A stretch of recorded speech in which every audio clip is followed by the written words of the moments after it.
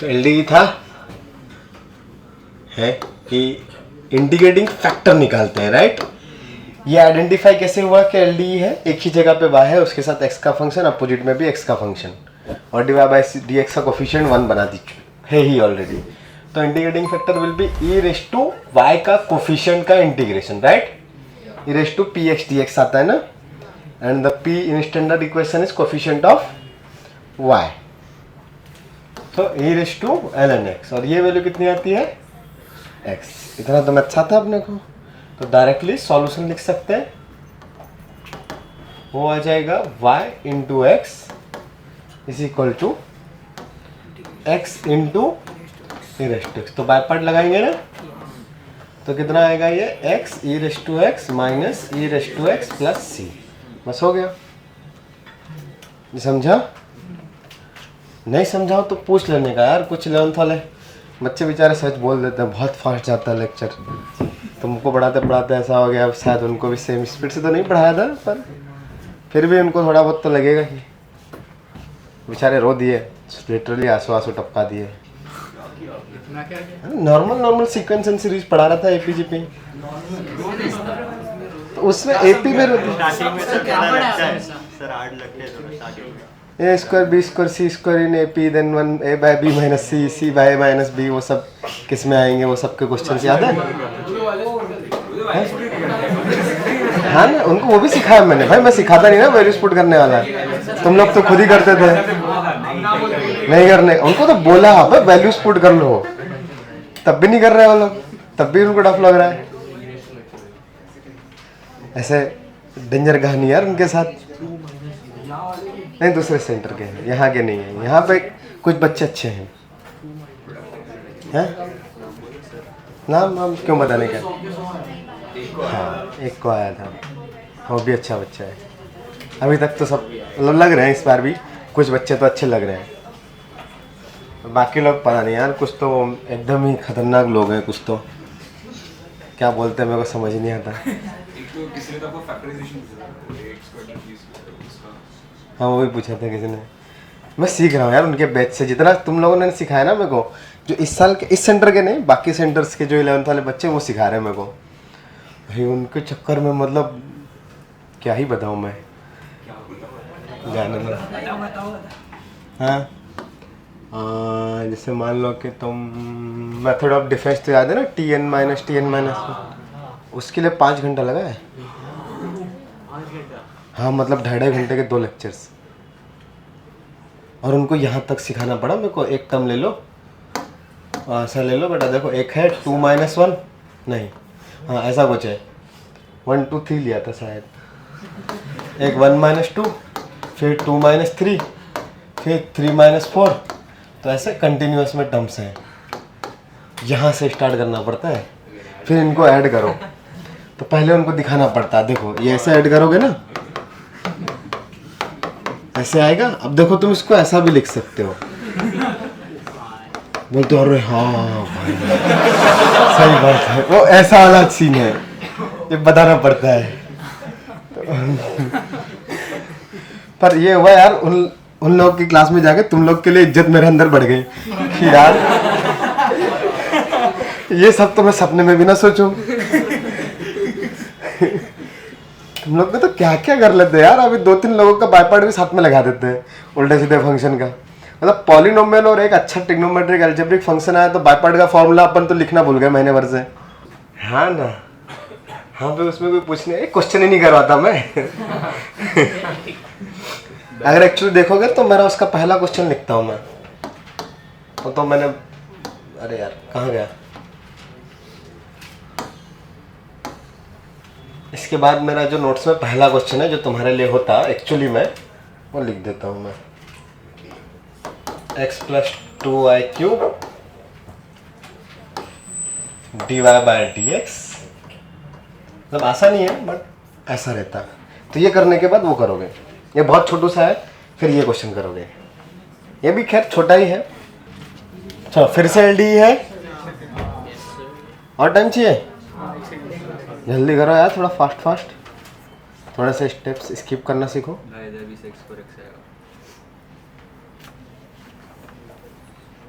कल फार्मूला को डायरेक्ट देख के पूरा पूरा कॉपी पेस्ट चाहिए ना, आधा आधा नहीं करने का। नहीं बट ये dy/dx के साथ नहीं है ना, वो फंक्शन है ना, तो इसको पहले तो नीचे पहले तो डिवाइड करना पड़ेगा। देख यार मुझे आंसर नहीं पता, ऐसे आ रहा होगा। दोनों का सेम आ रहा है, सही रहेगा। नहीं रहा तो अभी पता चलेगा।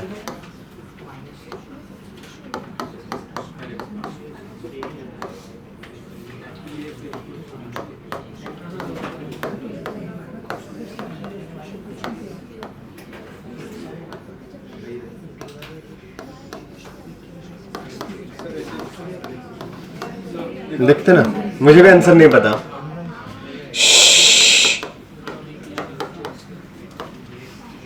ओ गड़बड़ किया ना, ये तो चाहो तो मैं इसको साइन और कॉस में कर देता हूँ, तो sine x by cos cube है। यहाँ तक तो होपफुली सबका आया होगा।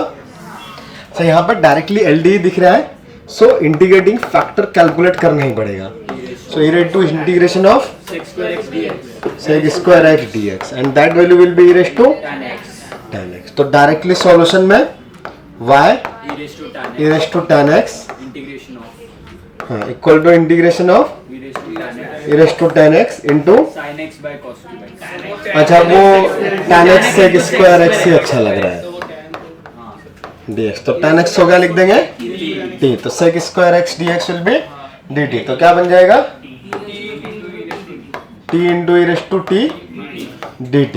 सही है, कोई कंफ्यूजन है? वो t को sec स्क्वायर सबको सब्स्टिट्यूट करते आता है।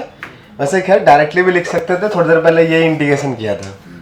तो क्या आने वाला है, ये t minus 1 into e raise to t plus c. अब यहाँ पे ये ई रेस टू 10x और सामने ऑब्वियसली वो 10x है। कुछ लोग गलती क्या करते हैं, इस ई रेस टू 10x से डिवाइड तो करेंगे, बट ये दूसरा वाला जो है e raise to 10x cancel out कर देंगे, बट c को एज इट इज c रख देंगे, तो वो गलत है। c तो इस पूरे के साथ एडिशन में था ना, जो भी आर्बिट्ररी कांस्टेंट था। तो अब अगर आप डिवाइड करोगे तो यहाँ पे y का value 10x minus 1 plus c divided by raise to 10x, और we can write e raise to minus 10x। Simplify होके ऐसा लिखा जा सकता है, बट वो c e raise to minus tx का कोफिशिएंट रहेगा। ठीक है, किसका किसका करेक्ट गया? ओह सबका करेक्ट गया, चलो सही है। कह रहे लोग तुम्हारा गलत गया? हाँ कहाँ गलती करी? हाँ लास्ट क्लास में थे? फ्राइडे सैटरडे को तो ये नहीं पढ़ा था तुमने? फिर थे मतलब तुम तो गलती क्यों करी? कौन से स्टेप में गलती करी बताओ? हाँ यहाँ तक आया था, यहाँ तक आया था, इसमें गलती कर दी। यहाँ पर बाय पार्ट लगाने गया था। ये सबको समझ में आ रहा है ना? बाय पार्ट का फॉर्मूला लिख के बताऊं? श्रुति इसका क्या आंसर आया? तो ट्राई करो। वो पहले वाला नंबर वाला क्वेश्चन देख लो, यही है। यही लिखा है ना, ये जो बोर्ड पे लिखा है, अभी जो सॉल्व करना है। तो अब यहाँ पे आ गया किसी का आंसर? क्या है? करेक्ट है। और किसी का आया? क्या वो y के टर्म्स में डिफरेंशियल इक्वेशन सॉल्व करेंगे या x के टर्म्स में, मतलब dy बाय dx या dx by dy? dx by dy बनाना पड़ेगा ना। dy बाय dx में अगर जैसा अभी लिखा हुआ है तो वेरिएबल सेपरेट नहीं हो रहा है, होमोजेनियस तो है ही नहीं। लीनियर डिफरेंशियल इक्वेशन के लिए अगर dy बाय dx है तो अकेला y चाहिए था, एडिशन में y का टर्म आना चाहिए था, बट यहाँ पे वैसा नहीं है। तो एक पूरी इक्वेशन में x एक ही जगह पर आ रहा है, ओनली फर्स्ट प्लेस में दिख रहा है x। तो अगर मैंने इस इक्वेशन को रीअरेंज किया और x plus 2y cube equal to y into D X by D Y लिखा, तो अब ये dx बाई डी वाई का डिफरेंशियल इक्वेशन है। तो उसमें वो ऊपर वाला जो x है वो एक ही बार आ रहा है ना, तो अभी वो x में लीनियर डिफरेंशियल इक्वेशन बन सकता है। मतलब ये y dx dy minus X is equal to 2y cube, ऐसा रीअरेंज करके लिख सकते हैं। फिर क्या करेंगे, जस्ट x से डिवाइड, सॉरी y से डिवाइड कर दो, तो dx by dy minus 1 by y into x is equal to 2y square. हो गया काम। अब तो दिख ही रहा है ना एलडीई डायरेक्टली।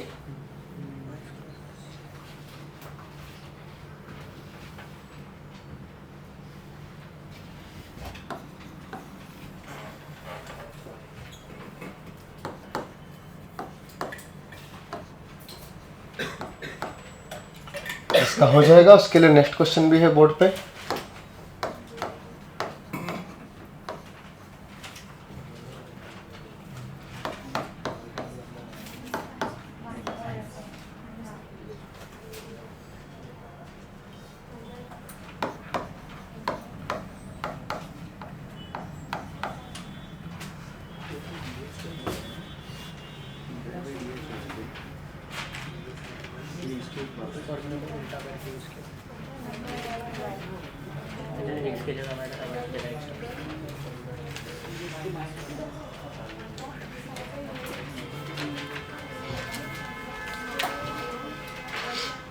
आया y by x is equal to y square plus C.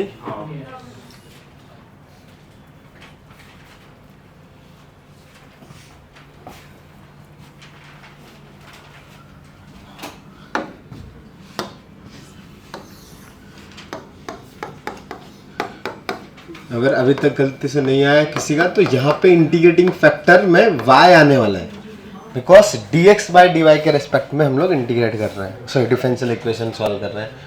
और ये इंटीग्रेशन आपको पता है e raise to minus L N Y, तो ये y और e इंटरचेंज होगा तो y रेस टू माइनस 1 बचेगा ना, तो करेक्ट। तो सॉल्यूशन क्या आ जाएगा, x into integrating factor that is y raise to minus 1 is equal to integration of y raised to minus 1 into 2y square with dy। सब कुछ x और y वाला इंटरचेंज हो गया, जो अपन ने स्टैंडर्ड में पढ़ा था उसका x और y इधर आने के बाद चेंज हो गया, राइट। बस अभी हो गया इंटीग्रेट।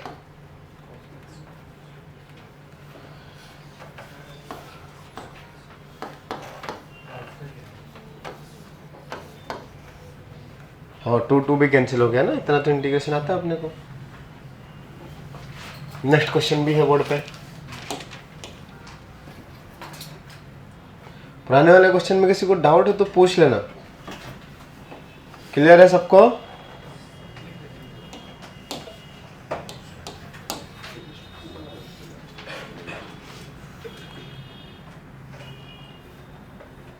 हाँ, कैलकुलस ये थोड़ा इजी टॉपिक है, थोड़ा सा पीवाईक्यूज लेकिन कर लेने का इनके।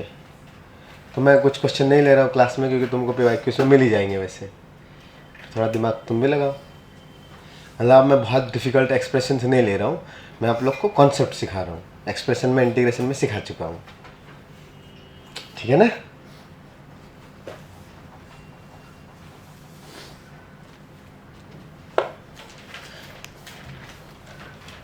तो फंक्शनल इक्वेशन का भी ठीक ठाक यूज मिलेगा डिफरेंशियल इक्वेशन में, बट हमने सारे टॉपिक्स में फंक्शनल इक्वेशन तो सॉल्व किया ही है। डेफिनेट में भी किया ही था ना, वेरिएबल लिमिट वाला वो सब। तो वो सब में डिफरेंशिएट करने पे डिफरेंशियल इक्वेशन बन सकती है। वैसे क्वेश्चन किए भी थे ना वहाँ पे हमने। हाँ, तब जिस भी लेवल के क्वेश्चन रहेंगे उन सब टॉपिक में वो सब भी आप सॉल्व हो जाएंगे। चलो, तो डायरेक्टली दिख रहा है भाई, मैं किससे डिवाइड कर दूंगा, कॉस स्क्वायर से ना। तो यहाँ पे क्या जाएगा, y into tan 2x by cos square x is equal to correct. तो लीनियर डिफरेंशियल इक्वेशन है, बस लीनियर डिफरेंशियल इक्वेशन तो सबको दिखी ना। अच्छा, यहाँ पे तो सब लीनियर डिफरेंशियल इक्वेशन ही हम सॉल्व कर रहे हैं, तो पता ही है वही करना है। पर प्योर क्वेश्चन में तो आपको आइडेंटिफाई करना पड़ेगा कौन से टाइप की इक्वेशन है। dy बाई dx भी हर बार दिखेगा, मेन है ये सिंगल वाला y। dy बाई dx तो डिफरेंशियल इक्वेशन में आएगा, ठीक है। तब यहां से integrating factor E raise to integration of minus of tan 2x by minus लिया है ना तुम लोगों ने, तो cos स्क्वायर डिवाइड में आया तो भाई tan 2x में से tan बाहर निकाल के t पुट करेंगे ना, तो ये e raise to minus of 2 tan x by 1 minus, ये डायरेक्टली भी लिख सकते थे, मैंने एक स्टेप ज्यादा दिखाया है। क्या भी ये tan का फॉर्मूला लिखा, फिर tan को t पुट करेंगे, फिर से एक स्क्वायर आएगा, फिर वहां पे वो 2t bye 1 minus T square बचेगा, लेकिन माइनस भी था बाहर में, तो नीचे वाले का डिफरेंशिएशन ही माइनस 2t dt है, तो डायरेक्ट लिख दूं तो 1 minus tan square x is the integrating factor. ये सबको आया क्या? ऐसा कोई जिसको इतने से इंटीग्रेशन में कुछ कंफ्यूजन है तो पूछ सकता है, बता दूंगा। कुछ डाउट है? आया ना सबको? Very good. पल गुड। तो अब इंडिकेटिंग फैक्टर आ गया, तो सॉल्यूशन निकालने के लिए भाई इसको टीवी सपोज किया, वो सब आ गया, f x बाय f की कहानी। और फिर क्या करेंगे, तो y into 1 minus tan square x is equal to integration of 1 minus tan square x into cos square x dx। अब ट्रिग्नोमेट्री है, तो ट्रिग्नोमेट्री में तो आंसर बहुत डिफरेंट वेज में आ ही सकता है। हाँ, तो डायरेक्टली खैर सबसे सिंपल फॉर्म तो दिख रहा है, ये क्या लिखा हुआ है, cos 2x, cos square x minus sin square x लिखा है, तो this value will be sin 2x by 2 plus c। तो एक तो यही फॉर्म में आंसर है, अभी हम इसी में छोड़ देंगे। ट्रिग्नोमेट्री है, लेकिन आप तैयार रहने का, ट्रिग्नोमेट्री आया तो एग्जाम में कुछ और भी मैनिपुलेशन वो करवाएगा। अगर सिंपल सा इक्वेशन आ गया, बाकी सब कुछ सेम हो गया, तो लास्ट में ट्रिग्नोमेट्री तुमसे सॉल्व करवाएगा वो, ठीक है। हाँ, मिलते भी होंगे ना क्वेश्चन इंटीग्रेशन में, स्पेशली ऐसा रहता ही है। सब कुछ आ गया, बड़ा खुशी होती है, इजी सा था, एंड में जाके ट्रिगो नहीं आ रहा है, या फिर स्टार्टिंग में ट्रिगो का वो फॉर्मूला नहीं क्लिक होता और इसका इंटीग्रेशन। ठीक है। तो ये था बेसिक अपना एलडी। अब अगले जैसे इस टॉपिक में अगर तुम देखो तो क्या हो रहा है, हमने वेरिएबल सेपरेबल पढ़ा, फिर रिड्यूसेबल टू वेरिएबल सेपरेबल पढ़ा, फिर होमोजेनियस पढ़ा, फिर रिड्यूसेबल टू होमोजेनियस पढ़ा, फिर एलडी पढ़ा, फिर रिड्यूसेबल टू एलडी, बट उसका स्पेशल नाम है बर्नौलीज इक्वेशन।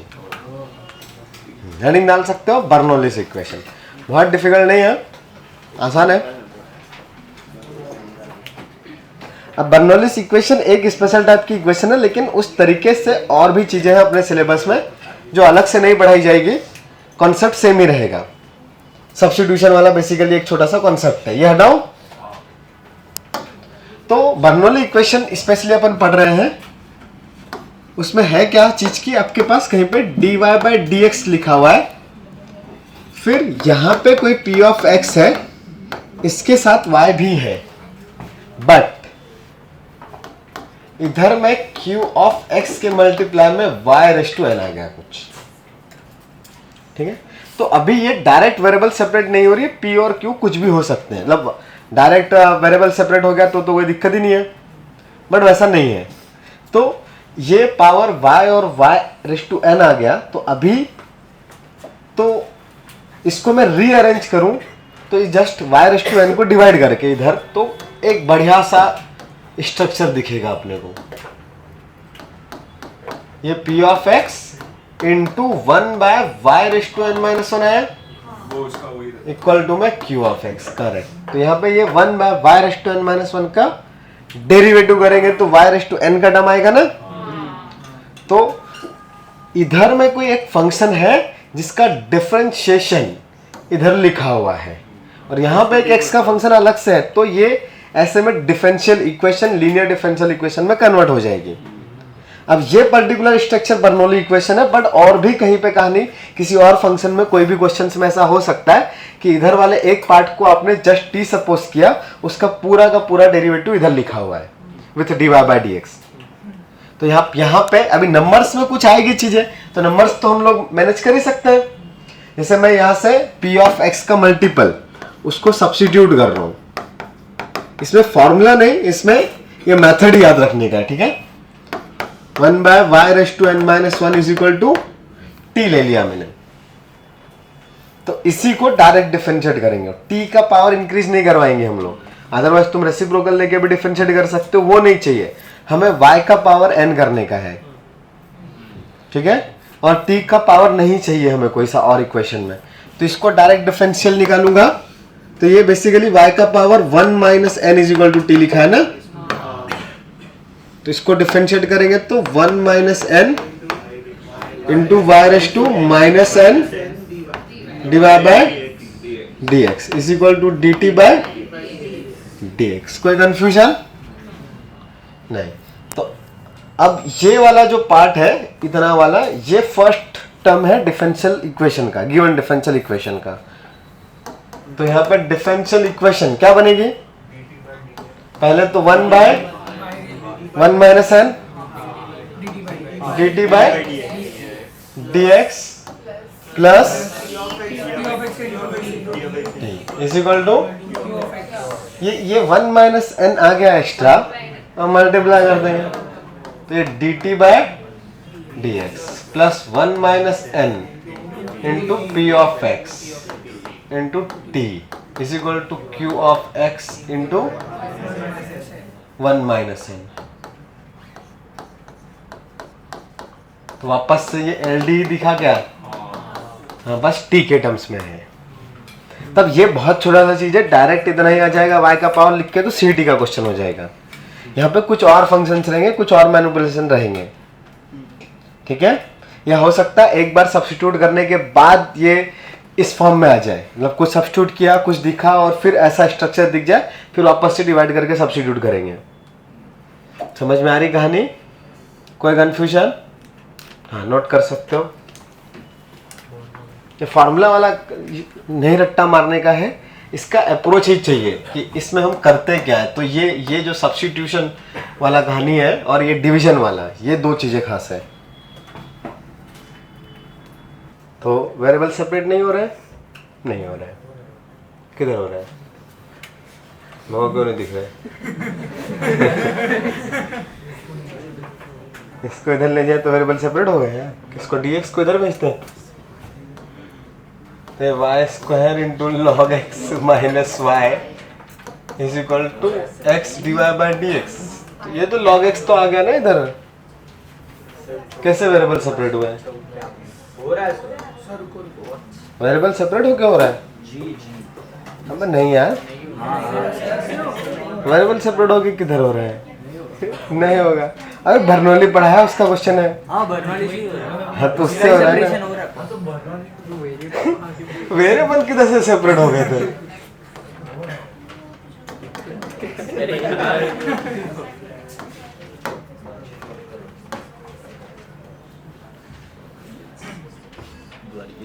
पहला हो जाएगा तो दूसरा करेंगे।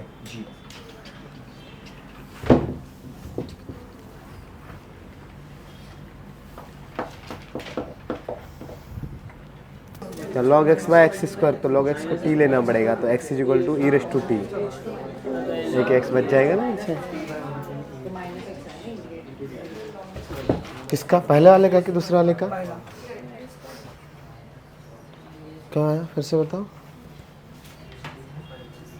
ऐसा minus 1 by Y, 1 by Y is equal to log E X plus C into X, ऐसा ऑप्शन आंसर नहीं, पावर पे ले जा रहा होगा। तो लॉग के अंदर एक्स भी और बाहर भी वाई, गड़बड़ लग रहा है, गड़बड़ लग रहा है कुछ कुछ। ये final 1 by y minus 1 minus, तो गलत तो है ही बहुत कुछ। ये गलत है। सी नहीं लगाया ना, हाँ प्लस सी, और वो E by X 1 by Y भी गलत ही लग रहा है यार, प्लस आना चाहिए था। यहाँ पे 1 plus log x, 1 plus log c x, 1 plus ln x plus में c x equal to 1 by y. सही है।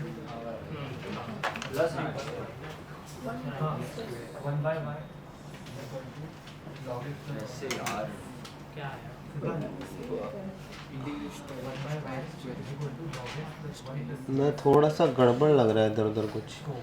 अरे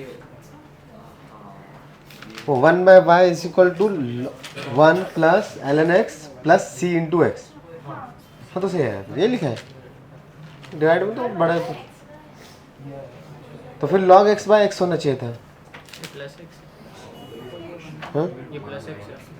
कौन सा? माय बैड ये? प्लस ही आएगा, प्लस ही आएगा। e प्लस एक्स आ रहा है अंदर में ऐसा। चलो देख लेते हैं, आंसर सॉल्व कर लेते हैं। अगर देख लेते हैं यार, कुछ कंफ्यूजन हो रहा है, सबका अलग अलग आ रहा है, मैं भी ट्राई करता हूँ। तो x से भी डिवाइड करना पड़ेगा और y स्क्वायर से भी, राइट?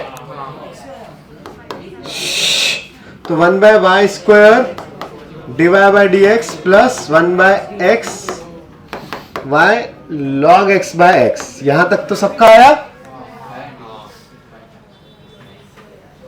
फिर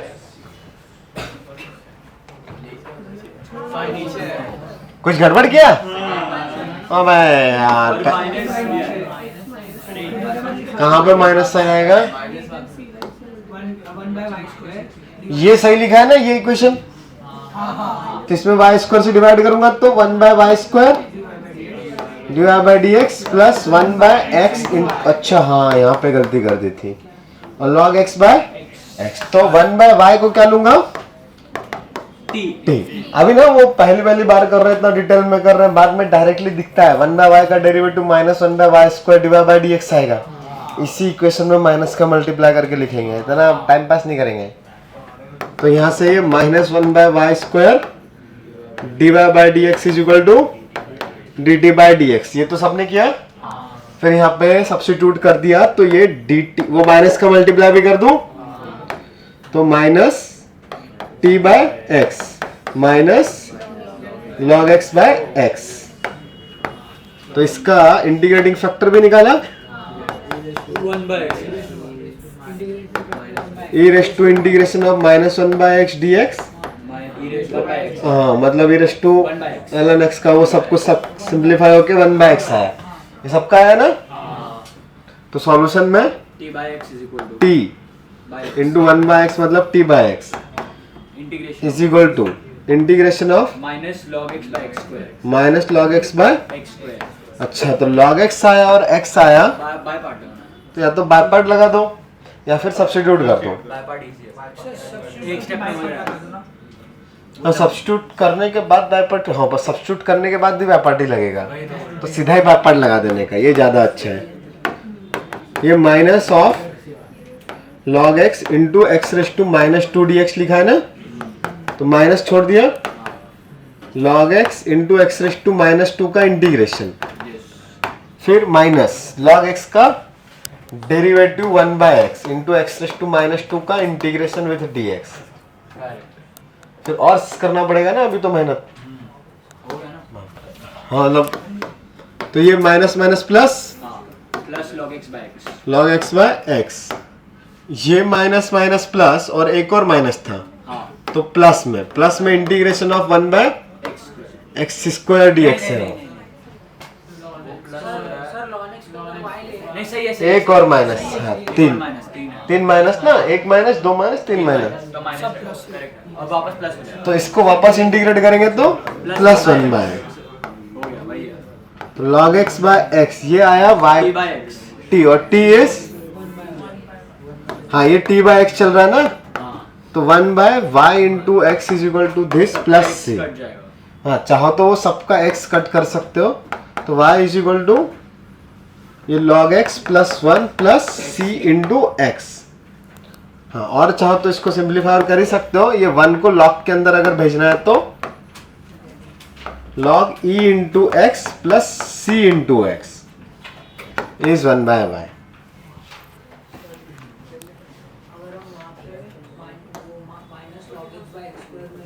t सब्स्टिट्यूट कर दे, हाँ log x को सब्स्टिट्यूट कर दिया तो हाँ तो ठीक है ना, e रेस टू एक्स का टर्म आएगा उससे, तो e रेस टू एक्स का टर्म आएगा, तो उसके लिए भी तो बाय पार्ट तो लगाने पड़ेगा ना। अरे t into e raise to minus 1/t आएगा,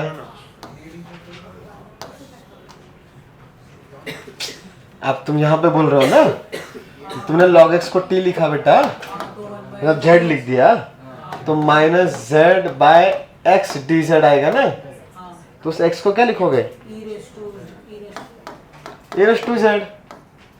भाई log x is equal to अगर z है तो x is equal to e raise to z, तो बाय पार्ट तो लगेगा ही, बिना बाय पार्ट के कैसे काम चलेगा? सब्स्टिट्यूट करोगे तो भी काम तो करना है। सब्स्टिट्यूशन का मेहनत आ गया हो तो क्या है? इसमें कौन सा टफ पार्ट है वो log x का डेरिवेटिव। चलो उधर वाला नोट कर लोगे ना, ऊपर का तो सबको आ गया था कि ऊपर स्क्रॉल करना है। हाँ, फिर ये क्वेश्चन सॉल्व करना है। मैं 2 मिनट में आया, पढ़ो। चलो ऑर्थोगोनल ट्रेजेक्टरी क्या होता है? ऑर्थोगोनल ट्रेजेक्टरी पता है क्या कुछ? ऑर्थोगोनल वर्ड यूज किया है कभी? 90 डिग्री का ना। हाँ, तो उसी से कुछ रिलेशन है, लेकिन यहाँ पे दो कर्व्स के बीच का रिलेशन है, और वो कर्व्स के बीच का रिलेशन उनके स्लोप्स के रिलेशन की बातें हो रही है। तो अगर कोई दो कर्व्स है जो एक दूसरे को 90 डिग्री पे कट कर रहे हैं तो वो ऑर्थोगोनल होता है। तो अब फैमिली की बातें करते हैं। अगर दो कर्व्स हैं या दो फैमिलीज हैं जो जब भी एक दूसरे को इंटरसेक्ट कर रही है 90 डिग्री पे कट कर रही है, देन वो फैमिली से एक दूसरे की ऑर्थोगोनल फैमिली हुई। जिसे एक कर्व दूसरे कर्व को 90 डिग्री पे कट करेगा तो ऑर्थोगोनल कर्व बोलते हैं ना। तो अब फैमिली की कहानी है। जैसे फॉर एग्जांपल आप एक सर्कल ले लो, कॉन्सेंट्रिक एट ओरिजिन सेंटर है उनका, उनको कट करने वाली 90 डिग्री पे कट करने वाली कितनी लाइन्स हैं जो सबको 90 डिग्री पे कट करेगी? इनफाइनाइट ना। तो family of lines passing through the origin and family of concentric circles at origin एक दूसरे को जब भी कट करेंगे 90 डिग्री पे कट करेंगे ना। Every line of the line family will be perpendicular to the circle of circle family. ठीक है ना? ये फिर से चाहो तो बता सकते हैं वर्ड्स में, जो बोला उसी को अब मैं यहाँ पे लिखूं। तो मैंने एक सर्कल ले लिया, ऐसे ऐसे एक नहीं, इनफाइनाइट सर्कल्स है। अरे यार गड़बड़ हो गया मामला, स्पाइरल बन गई, जलेबी बन गई। ऐसा सिमेट्रिक नहीं है, मान लो वो सब सर्कल ही है। ठीक है, तो यहां से जितनी भी लाइन जाएगी भाई सबकी सब 90 डिग्री पे कट करेगी ना। तो ये येलो वाली लाइन की फैमिली है और ग्रीन वाले सर्कल की फैमिली है। तो ये सब लोग 90 डिग्री पे, और एवरी लाइन एवरी सर्कल को 90 डिग्री पे कट कर रहा है। करेक्ट? हाँ, तो ऐसी सिचुएशन के लिए वर्ड यूज होता है ऑर्थोगोनल ट्रेजेक्टरी। ठीक है, समझ में आ रहा है? हाँ, तो उसको वर्ड्स में लिखो।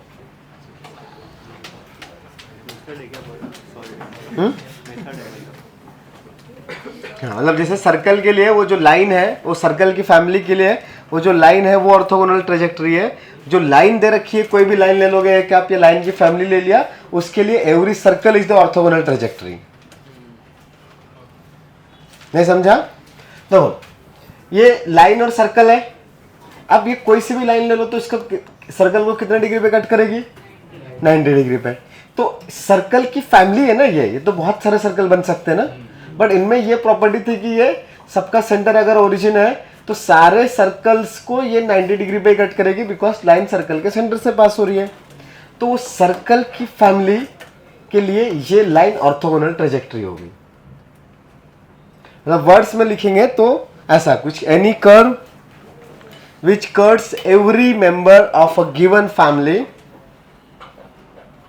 any curve which cuts every member of a given family of curves, but किसकी फैमिली वो भी पता होना चाहिए।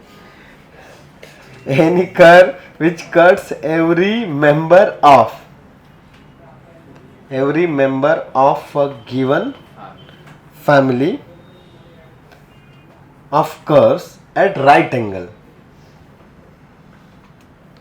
at right angle 90 degree is called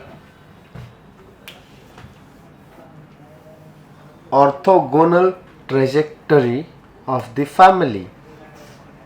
लिख लिया बेटा तुमने? Very good. It's called orthogonal trajectory of the family. समझ में आया? हाँ बोलो। कोई भी एक लाइन जो फैमिली में से जो सबको फैमिली में से सब लाइंस उसको सेटिस्फाई करेगी ना, तो सब लाइन ऑर्थोगोनल। हाँ बिल्कुल, यस। अगर उनमें से कुछ स्पेसिफिक पॉइंट निकालना है अपने को, स्पेसिफिक लाइन चाहिए, तो जैसे हम सी निकालते हैं ना इंटीग्रेशन का, उसके लिए कुछ कंडीशन देगा, अदरवाइज यस एवरी लाइन। तो एक फैमिली की दूसरी फैमिली ऑर्थोगोनल है, मतलब every curve of family one is पर orthogonal to every curve of other family. यहाँ पे अगर सिर्फ एक ही लाइन कंसिडर किया तो फिर तो वो भी ऑर्थोगोनल ट्रेजेक्टरी है, मतलब कोई भी कर्व जो गिवन फैमिली के एवरी कर्व को 90 डिग्री पे कट कर रहा है वो उसको ऑर्थोगोनल ट्रेजेक्टरी है। बट वो भी अपने आप में एक फैमिली ही आएगा, तो एक फैमिली रहेगी ऑर्थोगोनल ट्रेजेक्टरी भी, तो वो दोनों फैमिली एक दूसरे को 90 डिग्री पे ही कट करेगी। ठीक है। हाँ, अगर उस ऑर्थोगोनल ट्रेजेक्टरी वाला मतलब वो 90 डिग्री पे जो कट कर रही है उसका भी कोई स्पेसिफिक कर्व निकालना है तो निकाल सकते हैं। मैंने बोल दिया कि इसकी ऑर्थोगोनल ट्रेजेक्टरी निकालो जो 1,2 से पास हो रही है, तो वो ऐसी लाइन चाहिए रहेगी जो 1,2 से पास हो रही है। ठीक है, ये सब ऑर्थोगोनल ट्रेजेक्टरीज है। समझ में आ रही बात है? हाँ, तो एनी कर्व लिखा है ना हमने, कोई भी कर्व हो, अब 1 हो, 10 हो, 1000 हो, 10 लाख हो, बट ऑब्वियसली वो इनफाइनाइट आएंगे। जैसे फैमिली दिख रहा है ना, तो उसको कट करने वाले भी फैमिली आएगी। हाँ, कुछ स्पेसिफिक कंडीशन दे दी तब रिस्ट्रिक्ट हो सकती चीजें, सी की डिफरेंट वैल्यूज पे डिपेंड करेगा ना। हाँ, अभी क्लियर है सबको?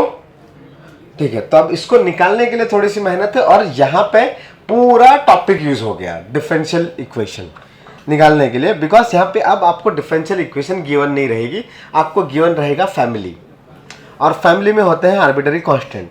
एग्जाम में पूछा था कि पैराबोला पे जो हाँ, जो एक बार बोनस दिया था, नहीं अभी तो? मेरा यही पेपर अभी परसों में ऑर्थोगोनल ट्रेजेक्टरी दे दिया। प्लस अरे यार, नहीं दे, ठीक है ठीक है, 96 जिसके आएंगे उसको 100 कर देंगे, चिंता ना करो। चलो, steps to find the orthogonal trajectory.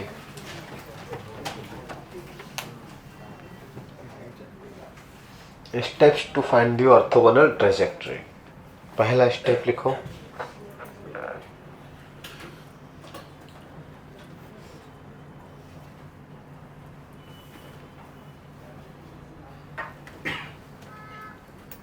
find the differential equation for given family.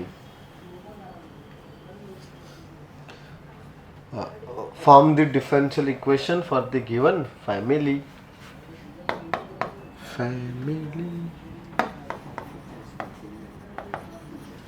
ठीक है, मैं एग्जांपल्स में समझाऊंगा तो थोड़ा सा अच्छा लगेगा। जैसे यही वाला एग्जांपल ले लेते हैं, let's a family is x² + y² equal to r²। तो मुझे इसकी ऑर्थोगोनल ट्रेजेक्टरी चाहिए। तो अभी हमने क्या लिखा है, स्टेप 1 वाली जो कहानी है कि इसका इंटीग्रेट नहीं करेंगे बेटा, डिफरेंशिएट करेंगे ना। हाँ, डिफरेंशियल इक्वेशन फॉर्म करने का है, ये लिखा ना, फॉर्म द डिफरेंशियल इक्वेशन। हाँ, form the differential equation for the given family, तो शुरुआत में पढ़ा था, तब मैंने वहां पे बोला भी था कि डिफरेंशियल इक्वेशन का फॉर्मेशन सिलेबस से हटा दिया, लेकिन ऑर्थोगोनल ट्रेजेक्टरी दे रखा है। तो भाई है ना उसमें भी, तो एक्चुअली सब कुछ है ही टॉपिक में, कुछ हटा नहीं है। ठीक है, तो यहाँ पे डिफरेंशियल इक्वेशन फॉर्म करने के लिए कितनी बार डिफरेंशिएट करेंगे? एक बार। हाँ, क्यों? 2 r है ना, r × r, तो 2 बार डिफरेंशिएट नहीं करेंगे, एक ही बार करेंगे। ठीक है, तो 2x plus 2y divide by is equal to 2 × dr by dx। Zero, पता ही नहीं था यार, हर कांस्टेंट है ना। तो अब यहां से इक्वेशन बन गई x + y = dy by dx। अब सेकंड स्टेप में क्या है आपके पास, ऑर्थोगोनल निकालने के लिए। अब जो मेन कहानी, अगर दो कर्व्स ऑर्थोगोनल है तो उनके डेरिवेटिव्स का मल्टीप्लिकेशन -1 ना। तो जो दूसरा वाला इक्वेशन रहेगा उसका अगर मान लो m2 है तो m1 m2 शुड बी -1, तो that m2 should be -dx by dy ना। तो इस dy बाय dx का वैल्यू आप यहां से निकालोगे, फिर उसको m1 m2 -1 करोगे, तो उससे अच्छा है डायरेक्टली इस dy बाय dx की जगह पे आप पुट कर दोगे minus dx by dy।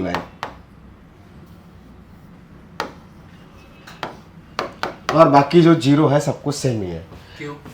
Orthogonal trajectory के लिए ये m1 था, हाँ तो मैंने यहां से m2 रिप्लेस कर दिया। आप ऐसा भी सोच सकते हो दैट dy बाय dx कितना आएगा, हाँ ये m1 is equal to minus x by y. तो m2 का वैल्यू कितना आएगा,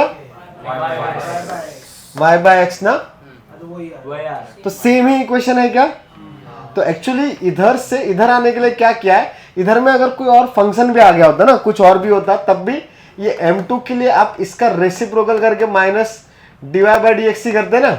सॉरी जो नया वाला मान लो मैंने उसको कुछ और ले लिया, capital Y by capital X ना, तो d of capital Y by d of capital X will be इसका negative reciprocal minus dx by dy। ऐसे ही तो बनने वाला है ना, बात समझ में आई।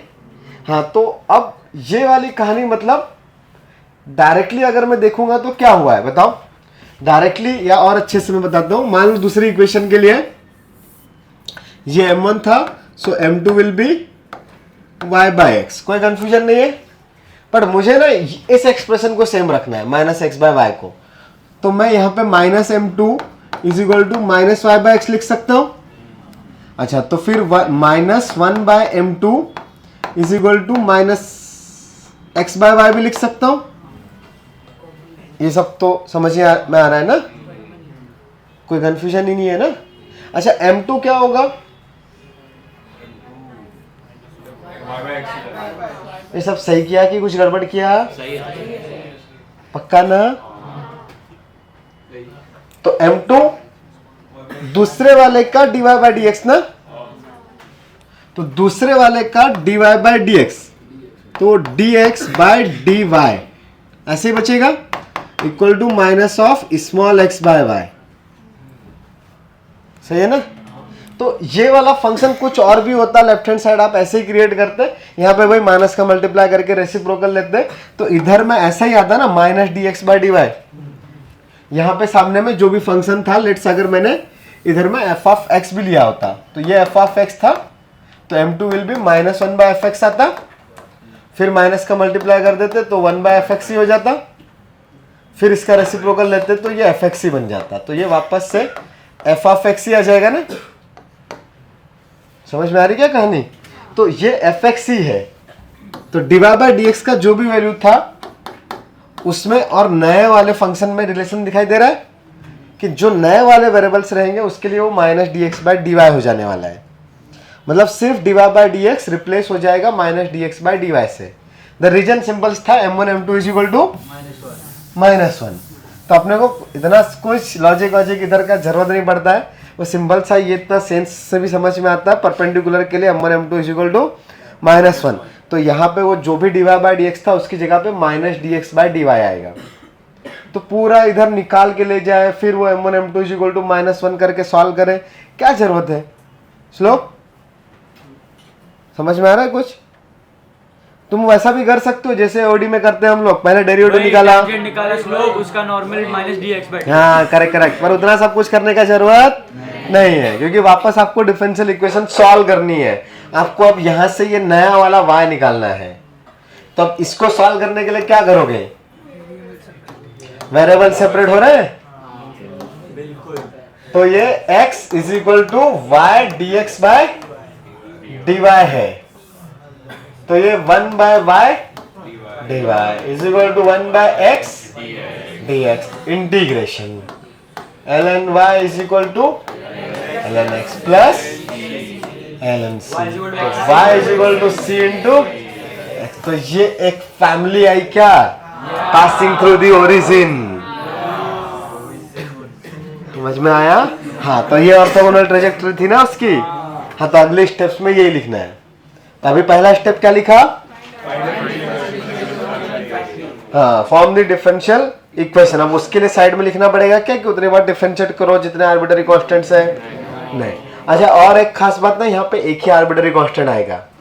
रिटर्न आपको बाद में डिफरेंशियल इक्वेशन रीसॉल्व भी करनी है, और सॉल्विंग का तो अपने सिलेबस में सिर्फ फर्स्ट ऑर्डर डेरिवेटिव का है, तो एक ही आर्बिट्ररी क्वेश्चन आने वाला है, ठीक है, समझ में आता है ना। हाँ, तो अगले स्टेप में लिखो, स्टेप 2 में रिप्लेस, क्या रिप्लेस करोगे? हाँ, replace dy by dx by minus dx by dy।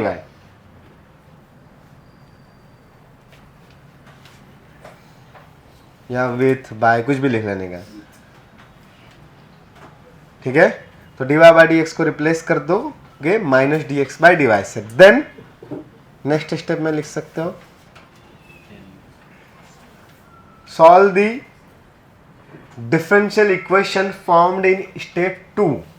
Step 1 वाली नहीं सॉल्व करेंगे, उसको सॉल्व करेंगे तो नहीं आ जाएगा। तो solve the differential equation formed in step 2, then resultant will be required orthogonal trajectory.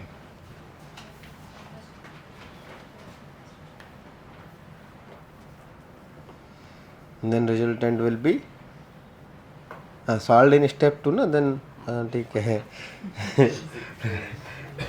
then resultant will be the required orthogonal trajectory. तो एक क्वेश्चन तो मैंने कर लिया, लिख लो उसको, वर्ड में लिख लो क्वेश्चन को।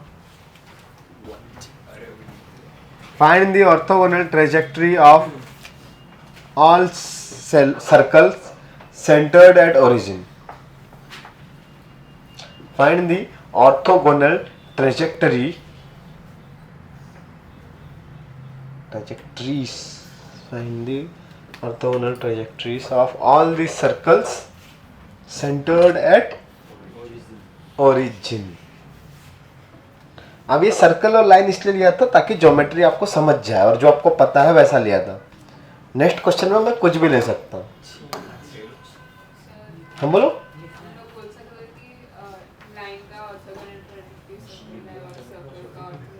यस यस यस, अगर सर्कल के सेंटर से ऑल लाइंस पास हो रही है तो हाँ करेक्ट। अगला क्वेश्चन भी है, ऑर्थोगोनल ट्रैजेक्टरी निकालनी है किसी पैराबोला की, सिंपल सा ले लेते हैं cx²। चलो आंसर आया, चलो मैं सॉल्व कर लेता हूं। तो y dash is equal to 2cx ना, फिर c को उठा के पुट कर दिया, तो y dash is equal to 2 into x into c की जगह पे y बाय x²। तो dy by dx is nothing but 2y by x। ऐसे किया तो इंटीग्रेट कर दिया, तो ln y is equal to 2 into ln x plus ln c। बोलो बोलो, इस तरीके रिप्लेस तो किया ही नहीं रहे। अबे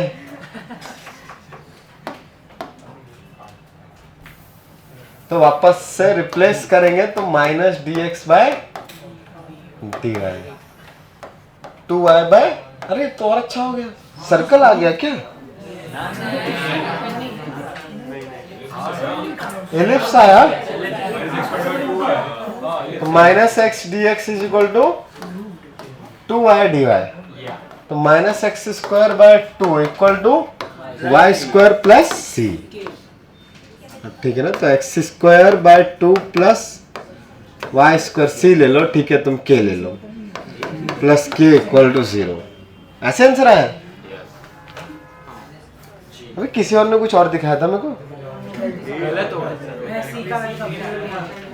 अबे क्या किया था, मैं लास्ट तक पूरा इंटीग्रेट किया और बाद में ln के टर्म्स में आया। अबे c नहीं हटा तो फिर डिफरेंशियल इक्वेशन बनी कैसे। चलो सीख गए, ओके आगे बढ़ते हैं। ये हटाओ, लिख लो,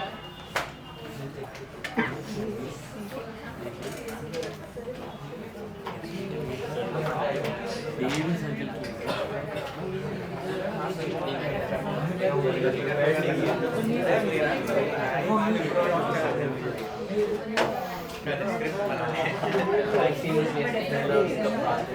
अच्छा है, तेरे में दिया है। मेरे में नहीं इंडिया आएगा ज़्यादा बजट कुछ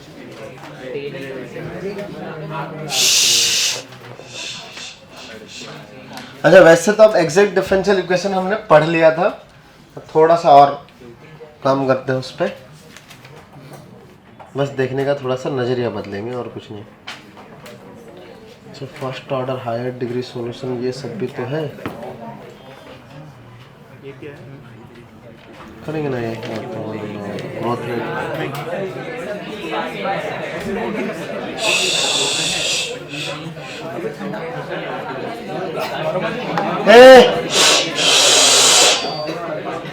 चलो एक चीज बताओ, m d x plus n d y equal to में लेट्स जीरो ही है।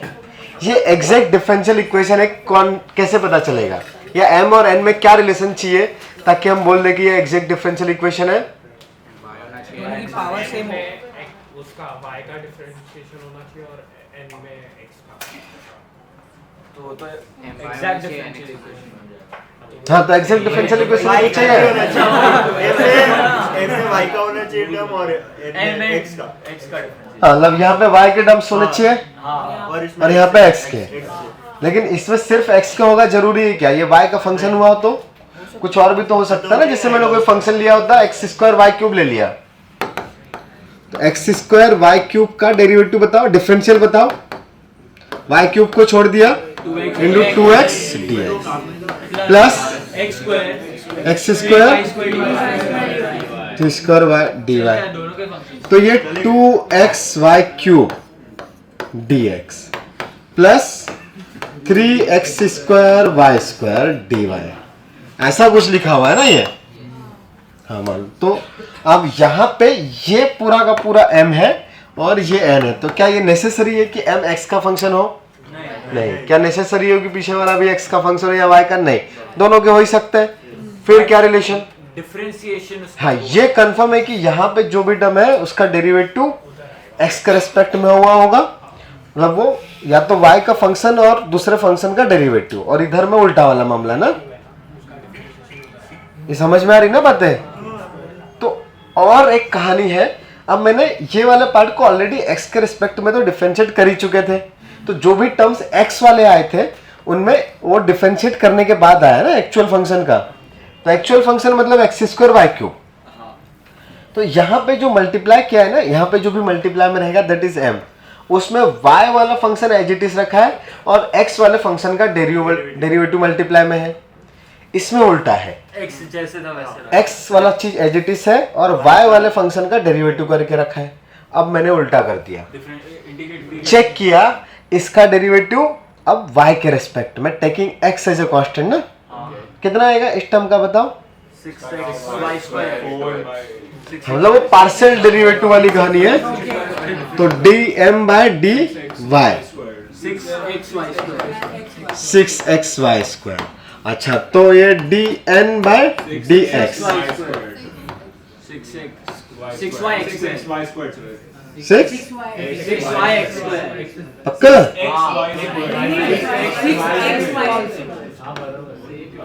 मैं x के रेस्पेक्ट में डिफरेंशिएट करोगे ना, तो 3 2 6 होता है। सेम ही हुआ। दोनों में से 2 था। तो दोनों का with respect to functions equal. हाँ, और ऐसा हमेशा होगा क्या? बिकॉज यहाँ पे जो नंबर है उसमें आपने एक बार y को कांस्टेंट लेके डिफरेंशिएट किया और फिर x को कांस्टेंट लेके डिफरेंशिएट कर दिया। यहाँ पे भी कहानी वही हुई ना, बस पहले x को डिफरेंशिएट लेके हाँ और फिर y को रिस्पेक्ट में किया है, तब ये दोनों स्ट्रक्चर सेम ही बनेगा ना, बिकॉज दोनों का डिफरेंशिएशन एक बार x के रिस्पेक्ट में हुआ और फिर y, या उल्टा पहले y और फिर x, taking second variable as a constant ना। ऐसी कहानी है, कोई कंफ्यूजन नहीं है। अगर मैंने जनरल भी चीजें लिखी, ये f मतलब वहां पे कुछ और फंक्शन था, मान लो f ऑफ x था और एक g ऑफ y था, तो वहां पे जो dx के साथ में आएगा वो कौन आने वाला है? g of y, f dash of x correct, g of y into f dash of x dx plus F of x f of x into g dash of y dy. G dash of y d Y.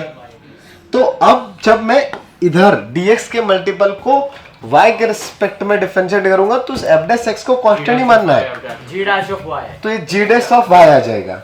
into f dash of x. हाँ, मतलब मैंने differentiation ही check किया, अब differential भी नहीं निकाला मैंने, मैं चेक कर रहा हूँ ना, मैं अब इक्वेशन नहीं लिख रहा हूँ, हाँ तो मैंने इसका डिफरेंशिएशन ही चेक किया, taking f dash of x is a constant, क्योंकि इस डिफरेंशियल को छोड़ दो, अभी हम सिर्फ इस डिफरेंशिएशन वाले पार्ट का कंपैरिजन कर रहे हैं। तो एक बार fx का डेरिवेटिव था, दूसरी बार में g का आ जाएगा और दोनों मल्टीप्लाई में रहेंगे। यहां पे भी सेम ही होने वाला है क्या, तो इधर f का डेरिवेटिव आएगा और इधर g का डेरिवेटिव। तो कोई भी इक्वेशन एग्जैक्ट डिफरेंशियल इक्वेशन है क्या, तो ये देखने के लिए ये टेक्निक यूज कर सकते हैं कि यहाँ पे, हाँ ये कहीं पे लिखा था अच्छे से, ठीक है। अब dm या डेल पार्शियल बोल सकता हूँ, del m by del y। ये पार्शियल वगैरह का कुछ कहानी ऐसे डेंजर नहीं है, अपने लिए सिर्फ क्या है कि दूसरे वाले को कांस्टेंट मानना है। तो del n by del x, समझ में आया? हाँ लिख लो नोट करके, m dx plus n dy To check if it's will be an exact differential equation if, मतलब वो चेक के वर्ड्स में भी लिख ही सकते हो, तुमको जैसे याद रहेगा वैसे लिख सकते हो, कोई दिक्कत नहीं है। m dx plus n dy, m dx plus n dy will be an exact differential equation if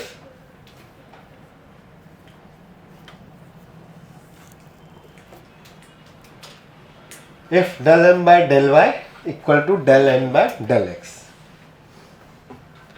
चाहो तो इसको वर्ड्स में लिख सकते हो, इसके नीचे एरो लगा के लिख लेने का। del m by del y का मतलब क्या है, derivative of m with respect to y taking x as a constant।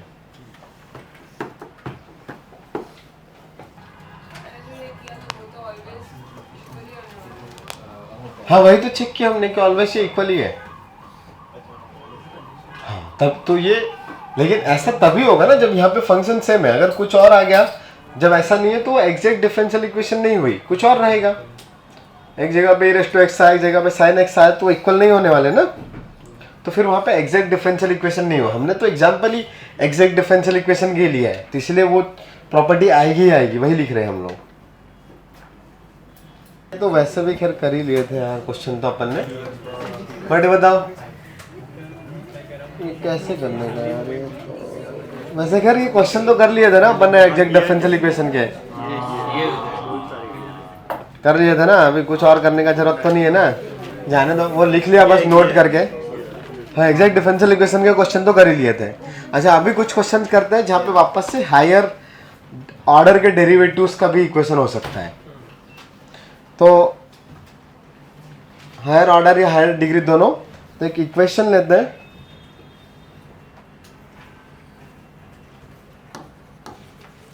dy bye, लिख लेने दो पहले क्वेश्चन को, dy by d x minus x, dy by d x minus e⁻x, dy by dx minus 1 by y equal to में 0।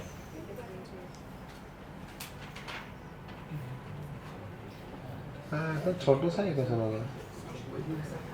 हाँ ठीक है,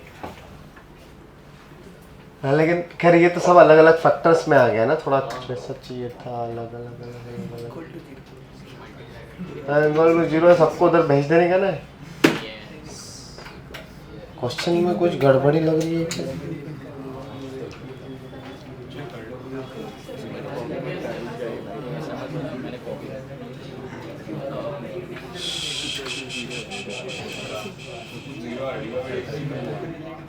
हाँ ना यार सब कुछ 0 हो गया, ऐसा कैसे हो गया? कुछ तो चाहिए था। x e⁻x से कौन जानना ना इस क्वेश्चन में कुछ गड़बड़ी लग रही है। अरे बोला था ना नोट नहीं करने का है।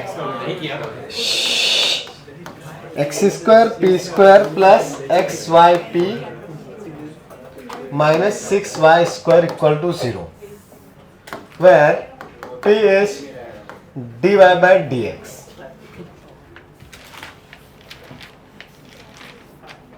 Find y.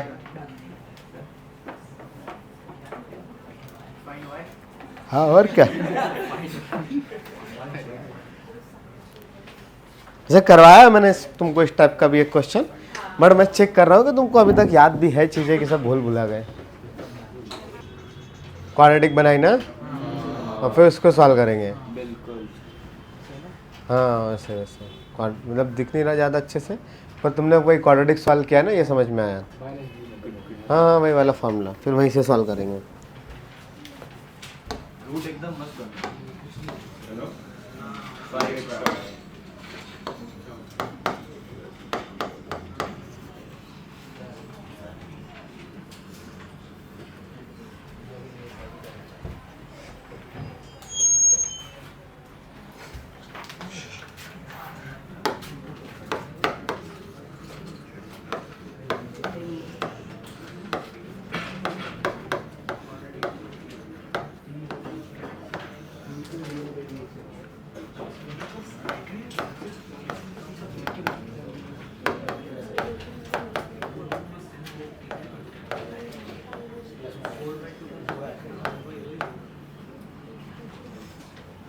ओ ऐसा आ गया, वही है. बहुत आसान हो गया.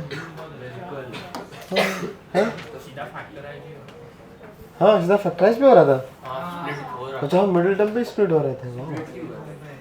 तो बेसिकली dy बाई dx की दो वैल्यूज पॉसिबल है, minus x y plus minus 5xy by 2x square से.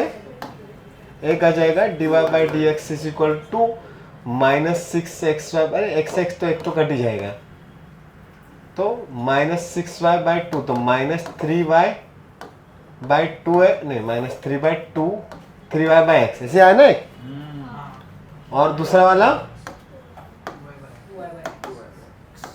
2y बाई, ऐसा पुराना वाला क्वेश्चन भी सही था, मतलब वहां से 3 वैल्यूज आती है अलग अलग.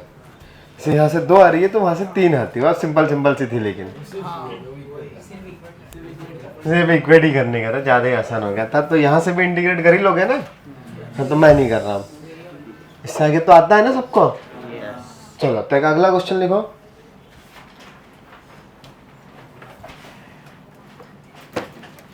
पहला root y is equal to x और दूसरा 1 by square cube root of 1 by cube root of x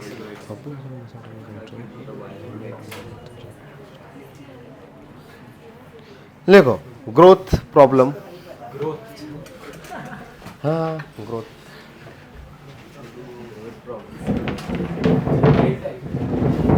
हाँ हाँ हाँ हाँ red type yes.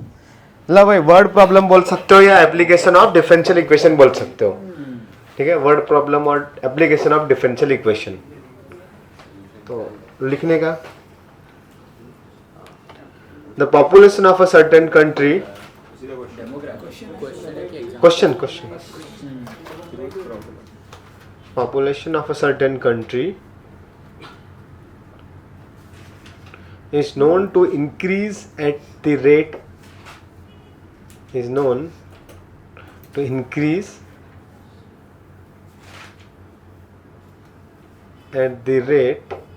proportional to the number of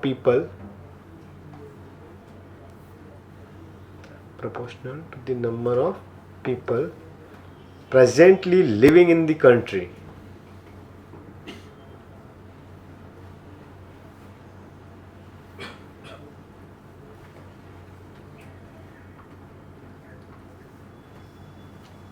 Presently living in the country. If after 2 years,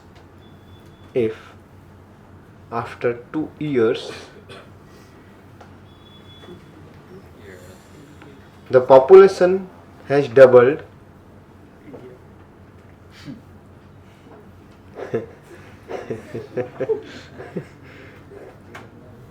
if after 2 years the population has doubled and after 3 years triple After 3 years, the population is 20,000. 20 time लिखने वाला था And after 3 years, the population is 20,000. Estimate the number of people in the first year initially living in the country.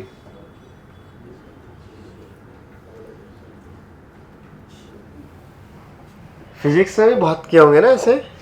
नहीं अरे वो Ohm's law क्या क्या होता है. थर्मो पढ़ा है. Thermo the rate of. अच्छा तो वही तो होता है ना डेल्टा टी डायरेक्टली प्रोपोर्शनेट. हाँ वो क्या प्रेशर और वो सब चीजें. हाँ Newton's law of cooling. Newton's law of cooling याद है. तो वो डिफरेंशियल इक्वेशन ही है. The change in temperature is directly proportional to the rate of temperature directly proportional to the difference of temperature. पढ़ा नहीं अभी तक. हाँ इंटीग्रेशन नहीं था उसमें. डिफरेंशिएशन ही था पर खाली अच्छा उसमें और अल्टरनेट मेथड भी है. Means rather but एक set question और टाइप से डाल देते हैं. Need to just answer. Okay ठीक है. तो फिर ये क्वेश्चन सॉल्व करो अभी जो पूछा है. अगला वाला देखते हैं. टेम्परेचर लेके आएंगे. ढूंढना पड़ेगा टेम्परेचर को. यार फिजिक्स में वैसे क्वेश्चन आता है ना. बाहर का टेम्परेचर केमिस्ट्री में आता है. थर्मो किस में आता है. बाहर का टेम्परेचर इतना है. घर के अंदर का टेम्परेचर इतना है. तुम बाहर गए ऐसा हो गया. हाँ हीट ट्रांसफर. हाँ गिलास के अंदर पानी इतने डिग्री पे है. बाहर में इतना है तो भाई कितनी देर में गर्म हो जाएगा. ऐसा वैसा ये वो.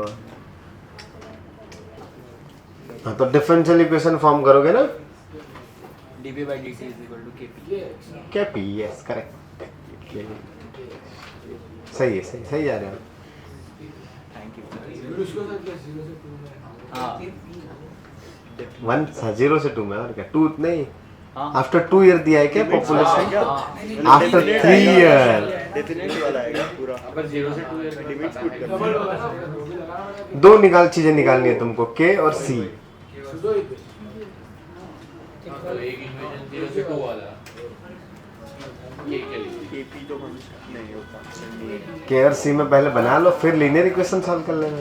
लिमिटेड बड़ा करना होगा.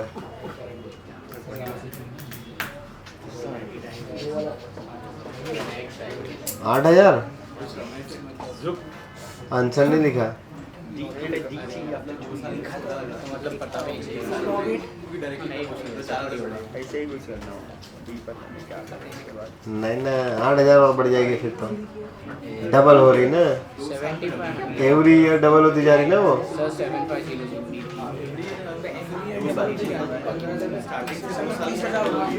एवरी ईयर डबल 20,000 है. ये 2 साल में डबल हो रही है क्या. एवरी ईयर डबल नहीं हो रही. तो देखते हैं नहीं पर वो कंटिन्यूस रेट है ना. वो मंथली भी तो चीजें होगी ना. पूरे साल पे ही काम आएगा क्या.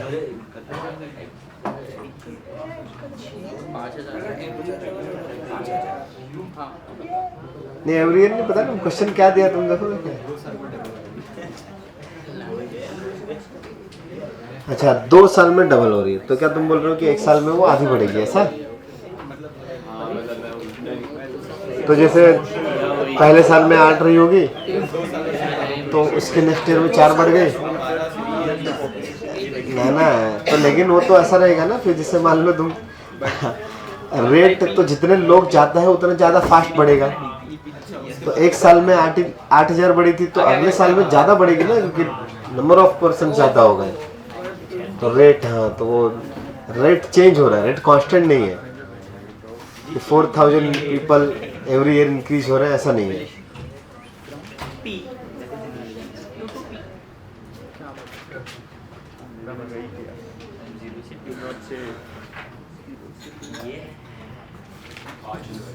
LN2 5,000 तुक्का तो गलत ही जाता है।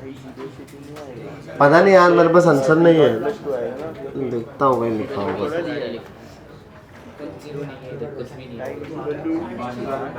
सर इधर टाइम की लिमिट 0 से 2 आएगी कि T0 से T0 हाँ बेटा, इधर जो T की लिमिट आएगी डालनी नहीं है, तुम सी डाल के रख कर दो ना सॉल्व। के ढूंढना है पहले, के मिला ना T0/2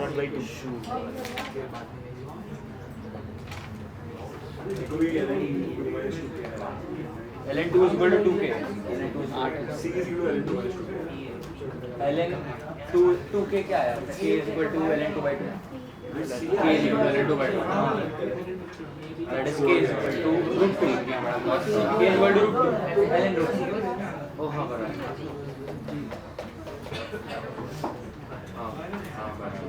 ठीक है, k मिल गया, तो इसका आंसर पता नहीं, तो क्या आंसर पार्शियल आ रहेगा?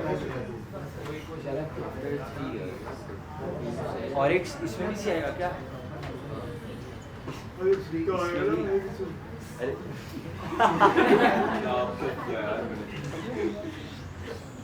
अरे सी नहीं है, डेफिनेट इंटीग्रेशन है।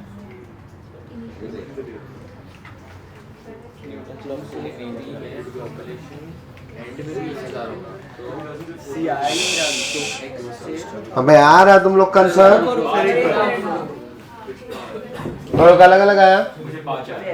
तुम्हारा, किसी और का? हाँ, 5000। अबे ये बैग कहाँ से आया यहाँ पे? अरे नहीं, वो सिद्धांत जा रहा था तो आके रख दिया जाएगा। एक बैग इधर गिरा है, बैग फेंक क्यों रखे सब इतने? प्रोडक्ट गया समीकरण क्या बोला था, भूल गया। पॉपुलेशन बोला है ना, dp by dt is directly proportional to p ना, क्वेश्चन ये था ना, the population of certain countries the number of people living, okay, तो मान लो उनका पॉपुलेशन p है, तो rate of change of the population will be dp by dt is directly proportional to p। तो बचपन में पढ़ा होगा dp by dt should be k into p, but k नहीं पता तुमको, बट कांस्टेंट है। तो यहाँ से आपको रेट तो पता ही नहीं ना कब क्या है, डायरेक्टली तो नहीं पता, और कंटिन्यूअस चीज है, क्योंकि पॉपुलेशन इंक्रीज हो रहा है तो ये कंटिन्यूअस फंक्शन है। ऐसा नहीं है कि पूरे ईयर के बाद में चेंज हो गया, एक साथ डबल हो गया, ऐसा नहीं ना, एवरी डे के साथ वो रेट ऑफ चेंज है।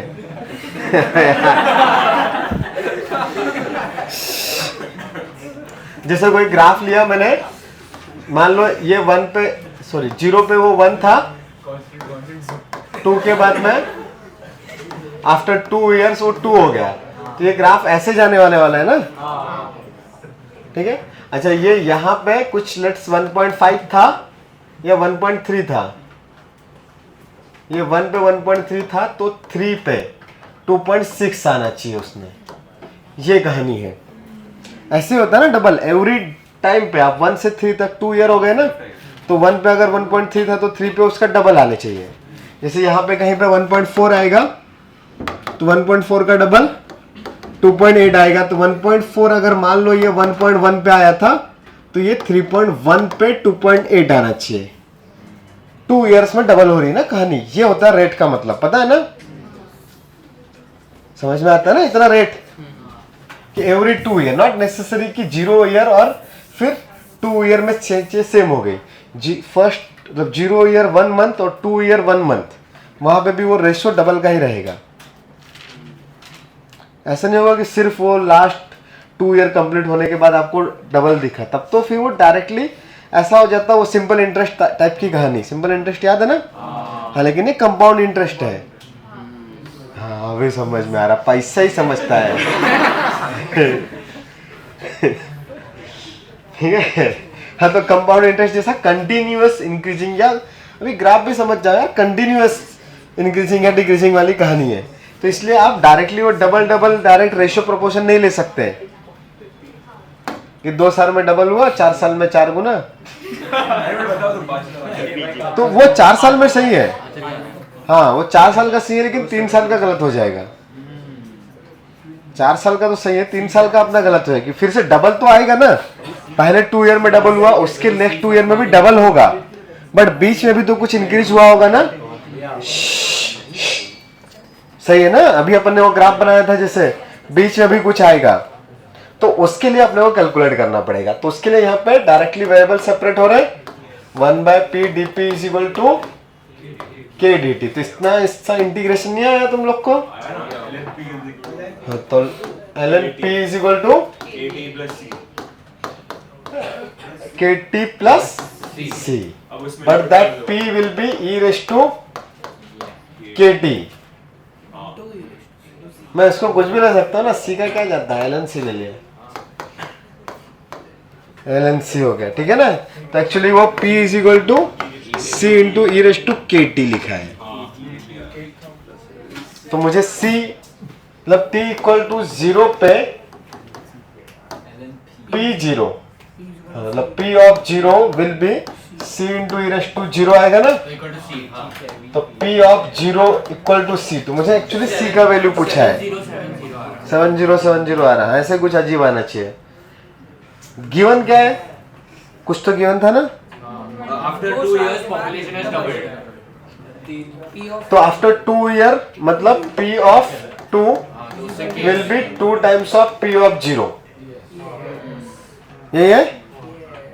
हाँ, आफ्टर 2 ईयर डबल हो जाएगी। और एक चीज दे रखी है p ऑफ 3 इक्वल टू 20,000। तो अब यहाँ पे k और c निकालना है। ये 2 इंफॉर्मेशन है और ये एक इक्वेशन है। हाँ, इसी इक्वेशन में पुट करें, मतलब वो ऊपर वाला p ऑफ 0 तो मस्त मैंने तुमको बताया कि तुमको निकालना क्या है। ओके, तो आपके पास इक्वेशन है p is equal to c into e raise to k t. तो यहां से p ऑफ 0 तो खैर अच्छा निकाल ही लिया, बढ़िया ही है। p ऑफ 2 क्या आएगा, या ऐसा भी लिख सकते हो p of t is equal to p of 0 into e raise to k t. ये इक्वेशन है, राइट। एवरी टाइम इस तरीके से जब कांस्टेंट ग्रोथ रहेगा, कांस्टेंट ग्रोथ नहीं सॉरी, जब इस तरीके से कंटिन्यूअस ग्रोथ रहेगा तब इसी एक्सपोनेंशियल टाइप की इक्वेशंस आएगी। मैं भी फिजिक्स और केमिस्ट्री में, थर्मोडायनेमिक्स में ऐसे बहुत आते हैं, केमिकल काइनेटिक्स। हाँ करेक्ट करेक्ट। फर्स्ट ऑर्डर क्या बोलते हैं उसको? हाँ वही सब कहानी। तो p of 2 is equal to p of 0 e raise to 2k ना। और p ऑफ 2 मतलब कितना, 2p not equal to p not into e raise to 2k। p not गया तो 2 is equal to e raise to 2k। ये एक information आई, but मुझे k नहीं चाहिए, मुझे c चाहिए था ना। तो अब उसके लिए दूसरी वाली इक्वेशन और यूज करनी पड़ेगी। कौन सी वाली, p of 3 is equal to, यहां से आ जाएगा p of 0 into e raise to 3k। तो 20,000, एक जीरो ज्यादा है, इक्वल टू p ऑफ 0। ये ई रेज टू 3k का वैल्यू निकालना पड़ेगा ना। K का वैल्यू निकालना। तो ये ई रेज टू 2k इंटू 3/2 लिखा है ना। हमें ई रेज टू 2k का वैल्यू पता है, मैं इसको ऐसा लिख सकता हूँ, रेज टू 2k इंटू 3/2। तो रेज टू 2k कितना है, हाँ तो बराबर 2 आएगा नीचे। तो ये 2 बचेगा, तो 2 का पावर 3/2। तो p of 0 is equal to 20,000 divided by 2√2। तो 10,000 बाय √2। इसका जो भी नियरेस्ट इंटीजर रहेगा वो आंसर है। 7070। ओके,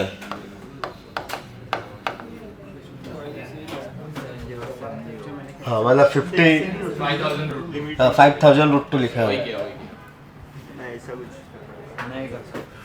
ये देखना पड़ेगा ना बेटा। मतलब कैंसिल किया बाद में तो हाँ उससे भी कर सकते हैं। यहाँ पे जब इंटीग्रेट किया तो वैल्यू के का वैल्यू एक बार पहले K का वैल्यू निकाला। समझ आया, सही है।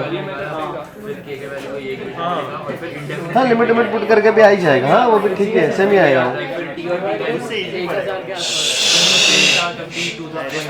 K का वैल्यू समझ में आया?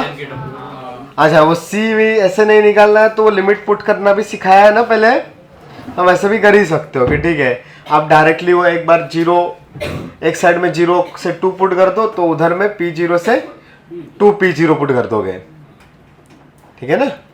और फिर 0 से 3 पुट कर दो एक बार तो इधर में 0 से 20,000 पुट कर देना, 0 से नहीं P0 से 20,000, तो उससे भी आंसर आ ही जाएगा। चलो अगला क्वेश्चन लिखो।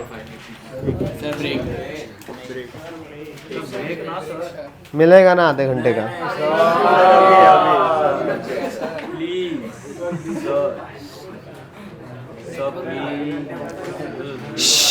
अच्छा ज्योमेट्रिकल क्वेश्चंस तो कर लिए थे ना, यहाँ पे वो टेंजेंट वेंजेंट के बारे में, टेंजेंट या नॉर्मल का कुछ लेन दे दिया या टेंजेंट का इक्वेशन दे दिया, तो वर्ड में दे रखा है और डिफरेंशियल इक्वेशन फॉर्म हुई और फिर उसको इंटीग्रेट करेंगे, किए थे ना शुरुआत में वेरिएबल सेपरेबल में। और घराने का जरूरत है, बोल दिया ये पैराबोला का नॉर्मल है, ये टेंजेंट है, ऐसा ऐसा कहानी दे रखी है, तो सब काम करो, आता है ना। Very good. तो एक और क्वेश्चन करना है कि टॉपिक का दी एंड किया जाए या टेम्परेचर वाला कुछ नहीं करने का, एक आध वो मॉड्यूल में होगा ना, हो जाएगा हो जाएगा। करवाऊं बिल्कुल ना, ब्रेक के बाद में टॉपिक खत्म हो गया, हाँ तो ठीक कर लोगे ये इस टॉपिक का लॉजिक, मतलब फिजिक्स केमिस्ट्री मुझे पता नहीं, तुम्हारा अंडरस्टैंडिंग कितना है। हाँ एक आध कुछ छोटा मोटा लिख ही सकते हो, और लिख लो एक आध। चलो A body whose temperature is initially 200 degrees Celsius, a body whose temperature is initially 200 degrees Celsius, 200 degrees Celsius is immersed in a liquid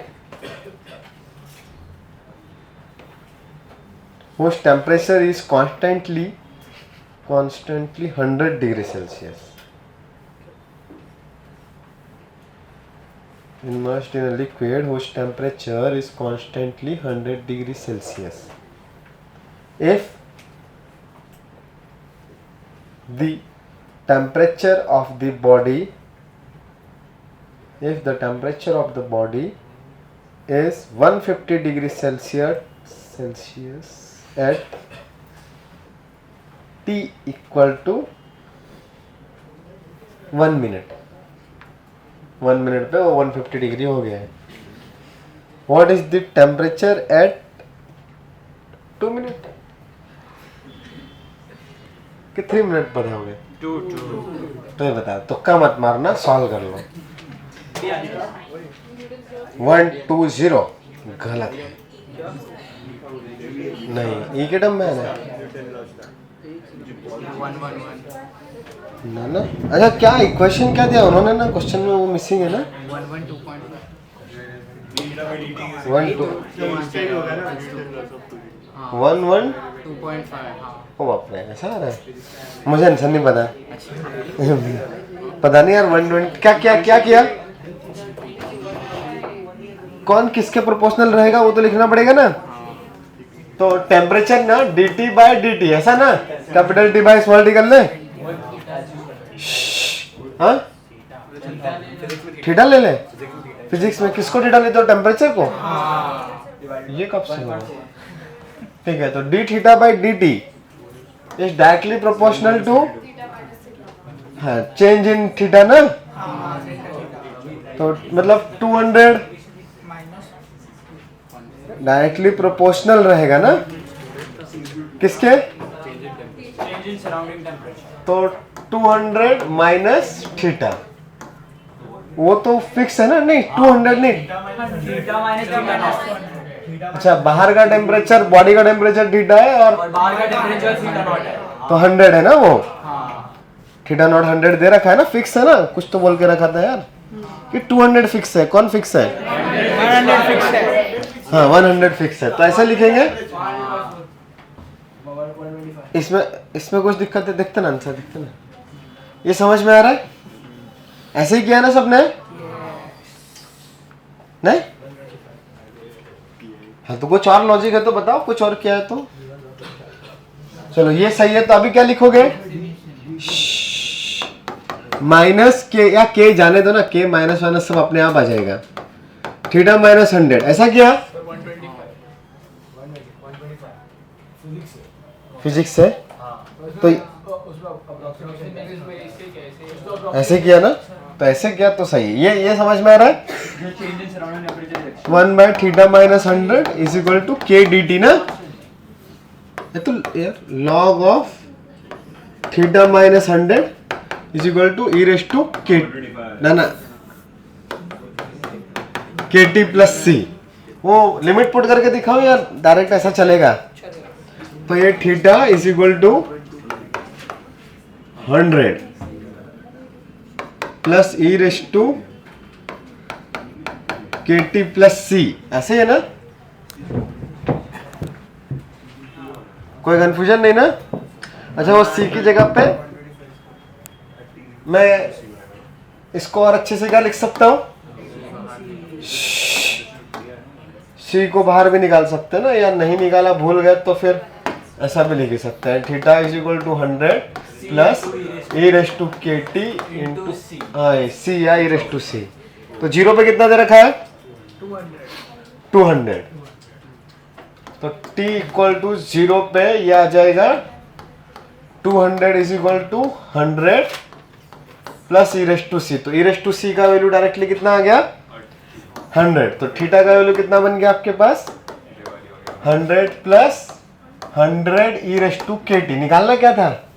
हमें निकाला at is equal to 2 पे, तो वो के का वैल्यू निकालना पड़ेगा ना। तो उसके लिए एक और वैल्यू दे रखी है, 0 पे 200 तो लिख दिया, एक और थीटा इक्वल टू 1 पे कितना? sir t is equal to 1 पे t इक्वल टू 1 पे। तो 150 में कितना बचेगा?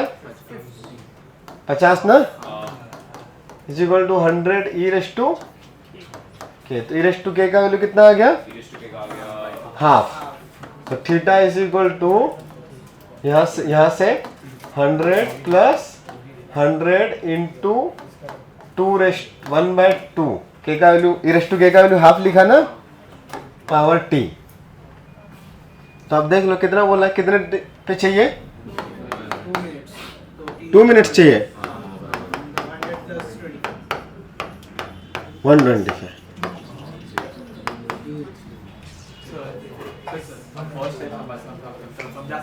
फर्स्ट स्टेप बिल्कुल समझा सकते हैं बेटा। यहाँ पे ना थोड़ा सा हमने फिजिक्स का बेसिक कॉन्सेप्ट यूज किया कि वो, या जनरल चीज भी यूज करी, कॉमन सेंस। ये चेंज इन टेम्परेचर किसके प्रोपोर्शनल रहेगा? जितना सराउंडिंग का और इनसाइड का, मतलब दोनों टेम्परेचर में जो डिफरेंस रहेगा। भाई गर्म चीज रखोगे तो जल्दी जल्दी ठंडी होगी ना, फिर उसका रेट कम होते जाएगा ना। तो जितना दोनों में डिफरेंस है उसी हिसाब से तो चेंज होगा। तो ये इनिशियल टेम्परेचर तो फिक्स है ना, ये 100 डिग्री सेल्सियस। ये जो भी था, वो जो भी बॉडी लाए, तुम चाय कॉफी कुछ भी लाए, बड़ा सा लाए, उसका कुछ टेम्परेचर रहेगा, और तो रूम का जो टेम्परेचर रहेगा उसके डिफरेंस के हिसाब से रहेगी प्रोपोर्शनलिटी। अब मैं यहाँ पे डायरेक्टली माइनस के भी ले सकता था, मुझे पता है वो कम होते जाने वाला है, बट नहीं, जरूरत ही नहीं है। अपने आप आएगा कैलकुलेशन में, आया ना 1/2। तो किसका आंसर आया था? 125। Very good. कुछ लोग का नहीं आया, चलो जिनका नहीं आया अभी समझता है कहाँ गलती करी थी। तो आ ही गया था तुम्हारा, तो बढ़िया है। तो भाई डिफरेंशियल इक्वेशन खत्म हुआ। इसमें मैंने बहुत हार्ड क्वेश्चन नहीं लिए, तुम सॉल्व करते रहना, कुछ डाउट आएंगे तो पूछता। डाउट्स करेंगे अभी आधे घंटे बाद। नहीं, छोड़ने का तो उधर डिसाइड करना पड़ेगा ना, किसका छुट्टी दिलवा दो।